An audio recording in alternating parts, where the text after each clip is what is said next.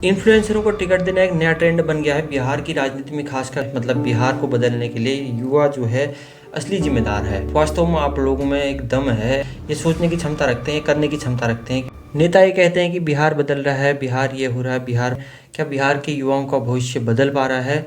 इसका सीधा सीधा आंसर है नहीं। हम बात करेंगे एक आम बिहारी की, जिसे वर्तमान में 2025 जैसे समय में सरकारी अस्पतालों में पहुंचने के लिए भी दर दर ठोकरें खानी पड़ती है। क्या इंस्टाग्राम में लाखों फॉलोअर्स और लाखों व्यूज से बिहार के बच्चे पढ़ पाएंगे? बिहार के बच्चों का शिक्षा स्तर उच्च होगा? या इंस्टाग्राम के रील्स से, इंस्टाग्राम के फॉलोअर से या यूट्यूब के व्यूज या फॉलोअर से बिहार के बच्चों को रोजगार मिल पाएगा? या बिहार के अस्पतालों को डॉक्टर मिल पाएंगे, अच्छा स्वास्थ्य, सड़क, शिक्षा पर विकास हो पाएगा? ये बड़ा क्वेश्चन है।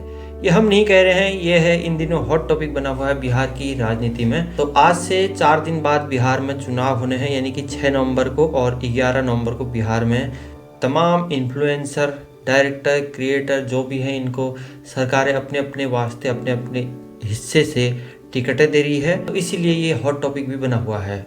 बिहार राजनीति में बिहार के जो चुनाव होने वाले हैं, इनमें हमारे नज़रिए से सबसे मुख्य मुद्दे होने चाहिए शिक्षा, स्वास्थ्य, रोजगार और बीपीएससी में भटकते हुए तमाम बच्चे। अस्पतालों की स्थिति को देखते हुए बिहार की तमाम राजनीतिक मुद्दों पर यह चुनाव होना चाहिए। लेकिन समीकरण कुछ और है बिहार की राजनीति में। यहाँ पर इन्फ्लुएंसर कहें या कोई फिल्मी या कोई बड़ा जो आदमी जिसके पास लाइक, फॉलोअर, सब्सक्राइबर ज़्यादा है, इन दिनों सोशल मीडिया में एक्टिव है, उसके पास फॉलोअर हैं, उन चीज़ों को ज़्यादा यहाँ पर तवज्जो दी जा रही है, उन लोगों को यहाँ पर टिकट दिया जा रहा है। वर्तमान में आप कहीं की भी राजनीति या कहीं की भी चुनाव देखेंगे तो एक नया ट्रेंड आ गया है, जो सोशल मीडिया में जिन लोगों की ज़्यादा फॉलोअर्स हैं, एक्टिविटी ज़्यादा है, इन्फ्लुएंसर हैं कहें तो, उनको ज़्यादा टिकट इसमें दिया जा रहा है। दोस्तों, जैसा कि आप जानते हैं कि बिहार एक ऐसा राज्य है जिसको आईपीएस, आईएएस या पीसीएस या बड़े अधिकारियों के नाम से लोग तवज्जो देते हैं, बड़े नाम से जाने जाते हैं। लेकिन वर्तमान की राजनीति का समीकरण देखें तो इसने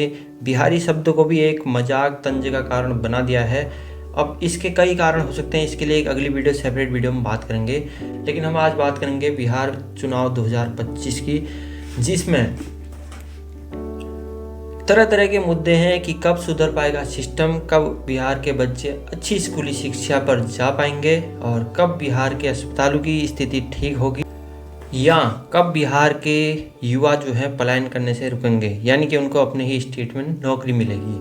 हम बात करेंगे एक आम बिहारी की, जिसे वर्तमान में 2025 जैसे समय में, जब देश चांद पर है, 5G का ज़माना है, कई बड़े देशों को देश टक्कर दे रहा है, वहाँ पर एक आम बिहारी नागरिक का जो सरकारी अस्पतालों में पहुँचने के लिए भी दर दर ठोकरें खानी पड़ती है।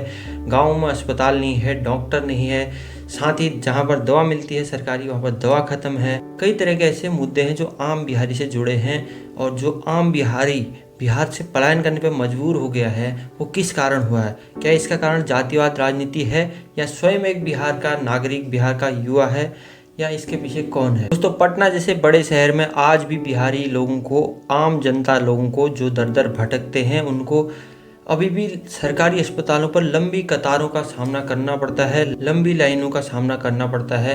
स्वास्थ्य सबका अधिकार कहा गया है, लेकिन बिहार जैसे स्टेट में आज भी यह एक अधूरा सपना जैसा लगता है। तो अब मुद्दे पर बात करते हैं रोजगार और पलायन।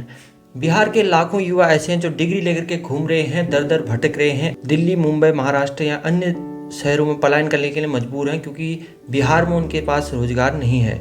नेता ये कहते हैं कि बिहार बदल रहा है, बिहार ये हो रहा है, बिहार आगे बढ़ रहा है। क्या नेताओं से सवाल है कि क्या बिहार वाकई में आपने बिहार को आगे बढ़ाने के लिए काम किया है? क्या बिहार के युवाओं का भविष्य बदल पा रहा है?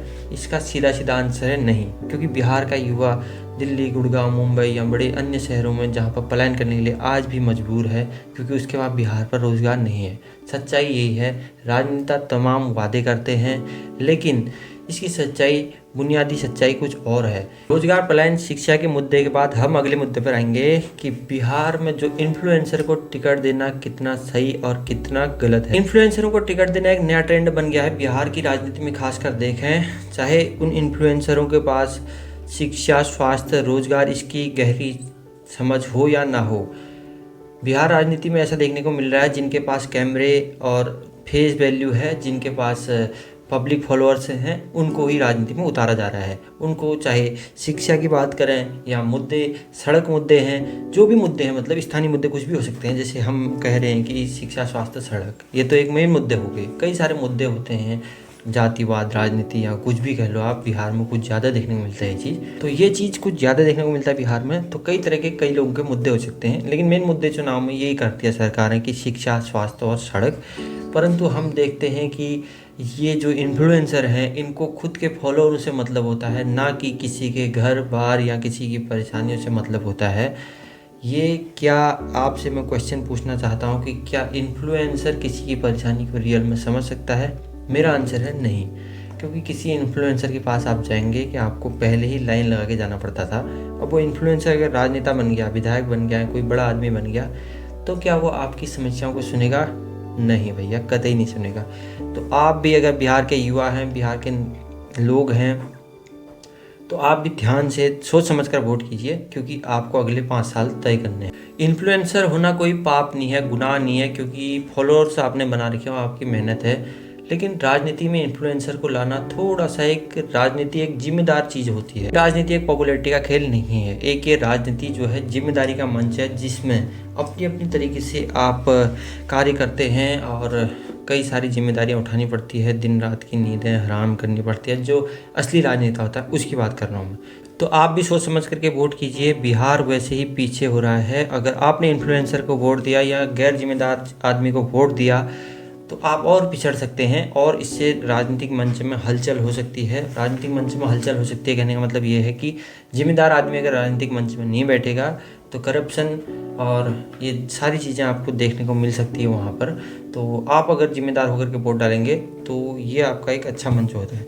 मैं बात नहीं कर रहा हूँ कि दुलार चंद जी को गोली मार दी या किसने क्या किया क्या नहीं किया। ये बहुत हॉट टॉपिक बन रखा है इस समय। मुझे वैसे इस टॉपिक पर बात करनी चाहिए थी, लेकिन जो जनता के मुद्दे हैं वो मेन मुद्दे हैं, उन पर ध्यान देना चाहिए जनता को भी। क्योंकि दुलार चंद जी इस समय स्वर्गवास हो गए हैं। क्या इसके पीछे राजनीति थी, क्या इसके पीछे जातिवाद था, या क्या इसके पास कोई रंजिश थी, ये बात की बात है जब इसकी रिपोर्ट आएगी। रिपोर्ट तरह तरह की आ रही है। एसएसपी कुछ कह रहे हैं, राजनेता कुछ कह रहे हैं। ये बात की बात है, हम बाद में देखेंगे। वेल यार, ये तो जो भी है, ये तो रट्टी टाइप बातें होगी कि कौन इन्फ्लुएंसर है, कौन क्या है। लेकिन बिहार की युवाओं की बात करें यार, वास्तव में आप लोगों में एक दम है। मतलब बिहार को बदलने के लिए युवा जो है असली जिम्मेदार है। बिहार का युवा अगर अच्छी तरह से वोटिंग करे, ये सोचने की क्षमता रखते हैं, करने की क्षमता रखते हैं। क्योंकि बोलते हैं कि एक बिहारी 100 पर भारी। अभी थोड़ा सा स्थिति खराब है, थोड़ा सा टाइम खराब है, थोड़ा सा राजनीतिक उलटफेर अलग है। तो बिहार को, बिहारी शब्द को बोलने में थोड़ा सा कहीं पर तंज मजाक का कारण भी बना दिया गया है। लेकिन बिहार का जो असली यूथ है उस पर हमें भरोसा है कि वो बिहार को ही नहीं बल्कि पूरे देश को बदलने की क्षमता रखता है।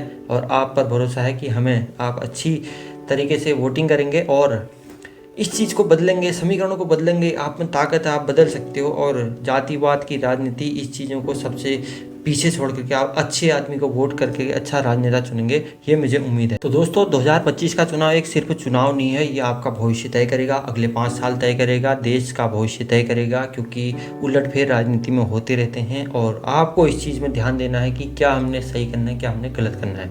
मेरा अगला वीडियो रहेगा कि बिहार के शब्द को, बिहारी शब्द को क्यों इस समय तंज का कारण, क्यों इस समय मजाक का कारण बना दिया गया है। अगली वीडियो में इसको मैं ज़रूर लाऊंगा। मैंने पूरा टॉपिक तैयार कर रखा है। अगर आप लोगों को चाहिए वो टॉपिक तो मैं कमेंट करके ज़रूर बताना मुझे।